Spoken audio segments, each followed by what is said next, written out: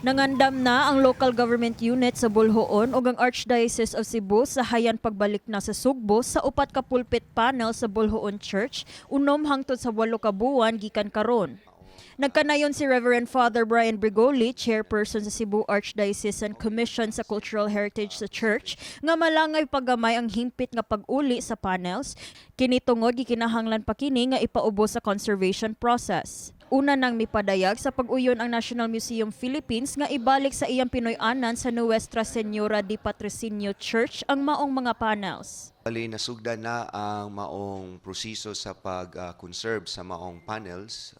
Unya ang ato ang timeline ni ini kahuman, no?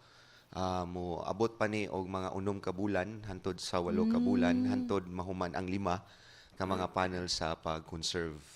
Ang ato ang gihisgutan sa maong panagtagbo sa National Museum of the Philippines mao gayud ang scientific conservation methodology. Una, natay mga assessment ug ilang nakit-an ug unsay mga weatherings, unsay mga missing parts, ug unsay mga guba sa mga panels. Moagi pag-upat ka proseso ang conservation sa mga panels aron mabalik sa orihinal ni ini nga kondisyon. Si Boljoon Mayor Joji Derama mipadayag sa kaandam sa seguridad nga ipatuman aron nga masiguro nga di masubli ang pagkawala sa mahinungdanon nga cultural relic.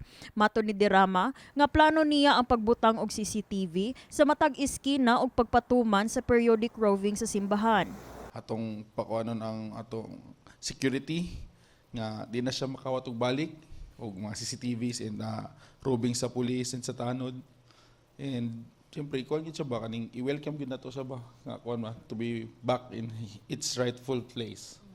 Sa simbahan naman to sila existing nga kuan CCTV nya sa outside sa simbahan mag-purchase pud tag mga CCTV pud para pud sa security sa atong lungsod kay labi na karon nga medyo nanay mga kawat-kawat pud ba ano ba so every skina unta mabutangan og CCTV para makita nato kung gisay inugkawt sa Boljoon. Gipahimug-atan ni Dr. 𝗀𝗏𝗏𝗏 𝗨𝗏𝗏𝗏, consultant sa Museums of Heritage sa Cebu Province, ang RA 11961 o ang pagpalig-on sa conservation o protection sa Philippine heritage pinaagi sa cultural mapping.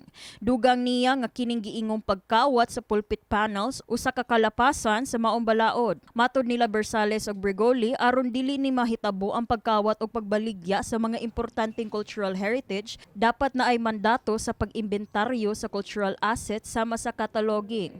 There is an ongoing cultural mapping program. A law was passed last year, Republic Act 11961, which amended the original National Cultural Heritage Law, which was passed in 2009. Kaya doon na ito yung mga missing parts. Gi-amend siya. Karon, tanang local government units are now required to conduct cultural mapping and inventory of heritage resources. So apil ni ana ang sa simbahan. Kalipay may patigbabaw sa mga Sugboanon sa gitakdang pagbalik sa upat ka pulpit panel sa Sugbo, apan duna say hangyo si Bersales uban sa LGU ug simbahan nga mauli na untang ikaunom nga pulpit panel dinhi sa probinsya. Palihog giuli lang na niya mangumpisa lang ka kay mapasaylo raman gid ka. Ingon biya ang Ginoo nga kanang kinsa ang magmangayog pasaylo nako ako siyang pasayloon. So even if you've enjoyed it for a long time, many collectors man god collect so many objects. Ang uban na gitago lang sa warehouse. In fact, my understanding is this panel is in a warehouse. It's not displayed. So kung naani siya sa warehouse, tinuod yun nga naani siya sa warehouse, iuli na lang ni siya. Kini si Elaiza Penaranda, alang sa MyTV, Cebu.